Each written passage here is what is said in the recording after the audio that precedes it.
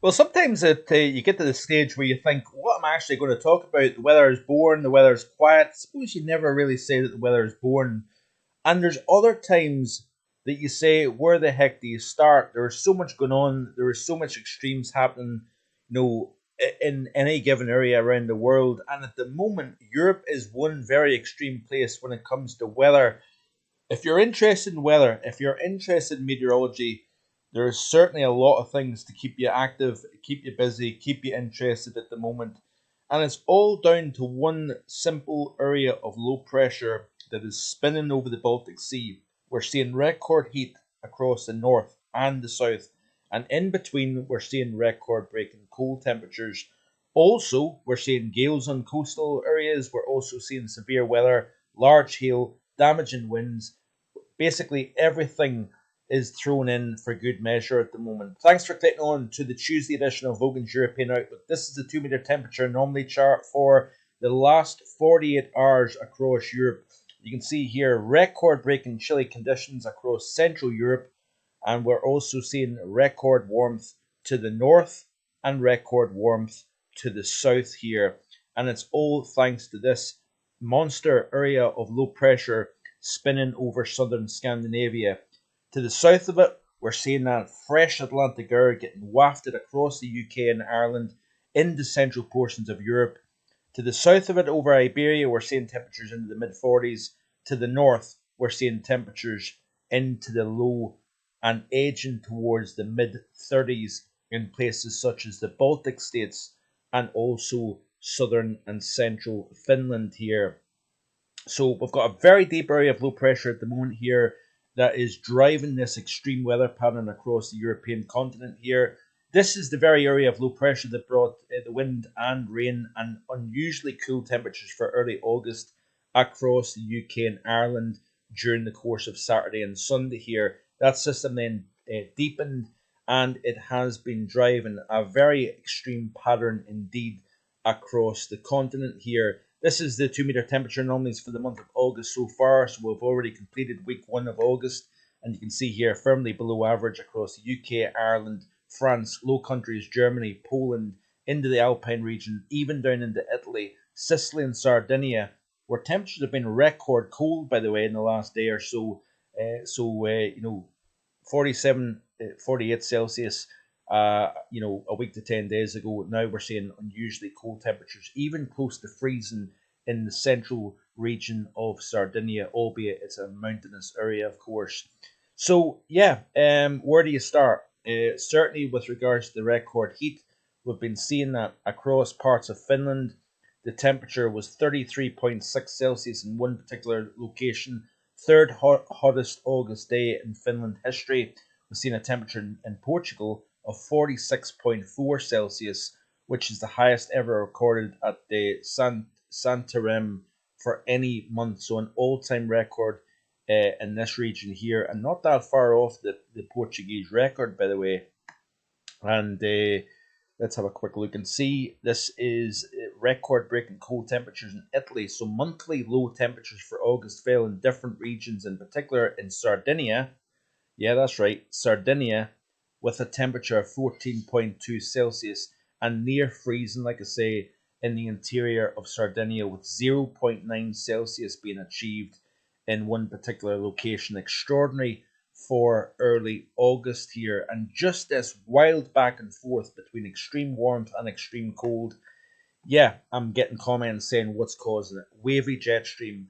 What's causing the wavy jet stream? Your guess is as good as mine. Some people will say it's cyclical, and it's the Honga Tonga volcanic eruption a year and a half ago. Some would say it's CO2 driven climate change.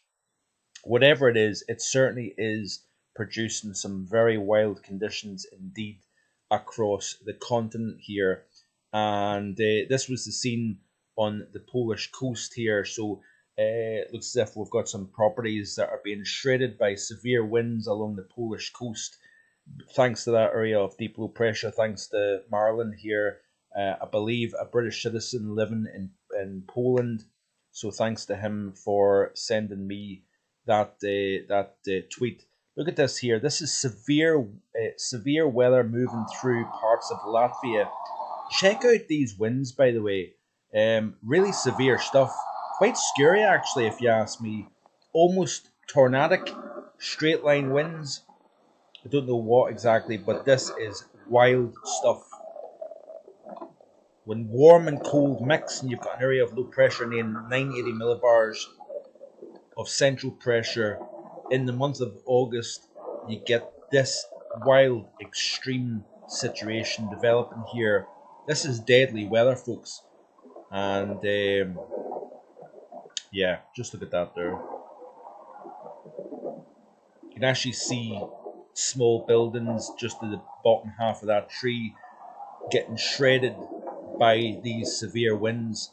This person clearly recording, taking shelter from at the side of this building. This bush is almost getting ripped out of the ground. Then in comes the hail, stinging, pounding hail, driven by that. This looks like hurricane force winds. This is what severe weather can do, folks, and this is why it's so deadly, of course. So this was in Latvia, where we've seen the warmest night in recorded history in parts of the Baltic states, including Latvia. We're seeing 23 Celsius for overnight minimums in parts of Finland. Truly amazing stuff, isn't it? So that was the scene in, and look at the damage that was caused here by these winds. Incredible stuff here, as you can see. So yeah, do not take severe weather lightly, that's for sure. Of course, I showed you the video of, along the Devon coast from I think the end of last week, and of course we had people getting swept off their feet. This was the Danish coast. Severe gale force winds along the coast here, and then the camera pans round and you can see the sea state. Looks like January, doesn't it? It looks like January, and I bet it felt like January actually in those winds. So this was sent in by Orla Jolson, who I believe is based in Greenland, but he must be on holiday or visiting family members possibly in Denmark. These were remarkable tropical night temperatures in parts of Estonia last night. 23.5 Celsius was achieved. So remarkable overnight minimums in parts of the Baltic states here. So let me see here. This was the Dolomite region. Yes, high up mountains, of course, but heavy snowfall in the Dolomites. Quite unusual to see that for early August, even at an elevation of a couple of thousand meters above sea level. Still remarkable stuff. There's no question about that here. This was an interesting tweet by Daniel, by the way, of the situation we're seeing in central London. So we've went 31 days since the last time the temperature reached 25 Celsius in central London for the heart of summer.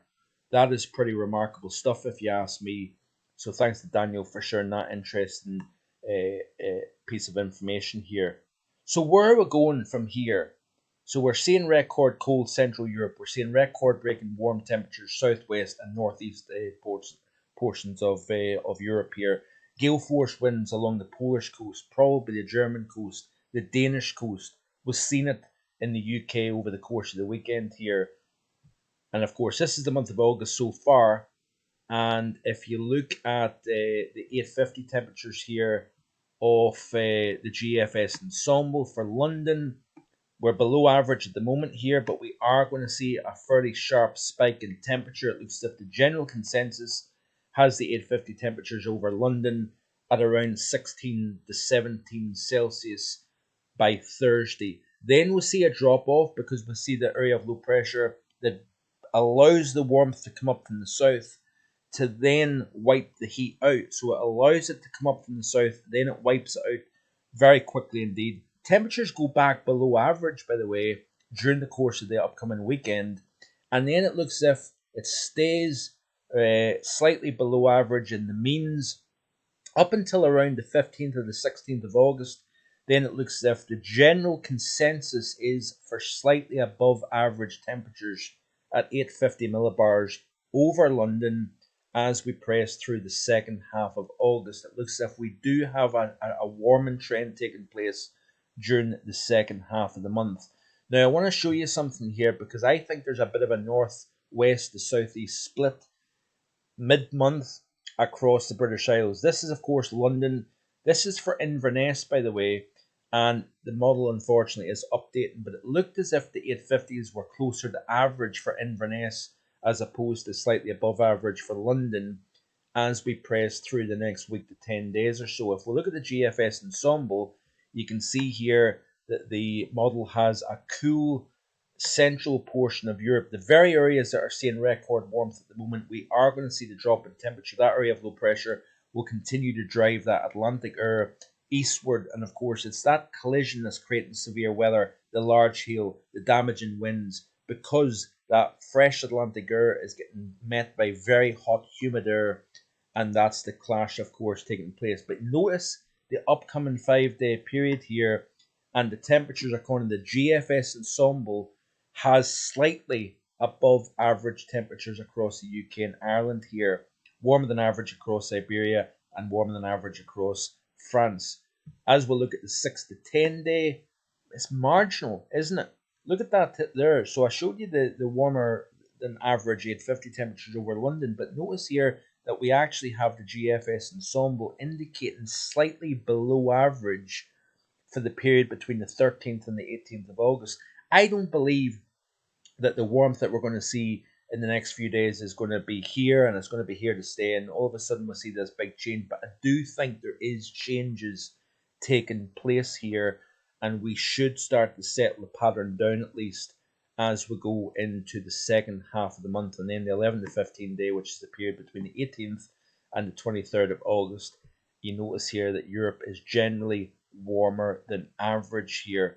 Let's have a look at the precipitation anomalies here, because that'll be quite interesting to see if the model shows a drying trend. Well, you can see certainly in the next 7 days, it looks as if we start to flip towards a drier than average. There's generally a better consensus that higher pressure is building into the pattern here. That could be subtle shifts taking place in the tropics. It's now starting to recast the atmosphere also over North America and the Atlantic here. With changes taking place in the tropics in North America, you then start to see that downstream effect taking place here. And as we continue to play through, you can see that the GFS is indicating a general drier than average theme up until the 24th of August, which I think is rather interesting here. So very wild times at the moment. It has been a cool opening week to August across the UK, Ireland, and near continent Central Europe as well. But I think as we progress into the second half of the month, no pattern stays the same forever. And when we're seeing the very, very warm, dry conditions, particularly from about the 10th of June up until the end of June, we knew that the pattern would eventually change. And I've given my reasons for that change, of course, plenty of times here in the channel. But also, equally, the very, very unsettled conditions that we had during the month of July, during the first week of August, we know that eventually the pattern will eventually change. And I think that's what we're starting to see taking place. How warm we see remains to be seen. Even with very warm 850 temperatures or 5,000 foot level temperatures, very wet ground has a different impact to dry ground. Warm air aloft with dry ground tends to drive the temperature up at the surface. When you've got wet ground in place, that tends to have a detrimental warming effect, because we'll start to see a lot of that moisture getting lifted into the atmosphere. Incoming solar radiation means a lot of that incoming solar radiation has to go in to evaporate that moisture release from the ground. Dry ground, a lot more of the sun's energy goes directly into heating the air mass itself. So that has to get taken into consideration. How warm do we see at the end of the week? We'll look at that in more detail tomorrow. And also, it looks as if we are starting to see things settling down slightly as we push towards mid-month onwards here. Getting closer and closer to 5,000 subscribers, so if you haven't already done so, you're interested in meteorology, interested in seeing things that you're not seeing elsewhere, be sure to subscribe to the channel, like the video, let YouTube know that you're enjoying the content, and be sure to let me know that you're enjoying the content as well in the comments section below. Enjoy the rest of your Tuesday. and I'll see you hopefully again tomorrow with more. Bye for now.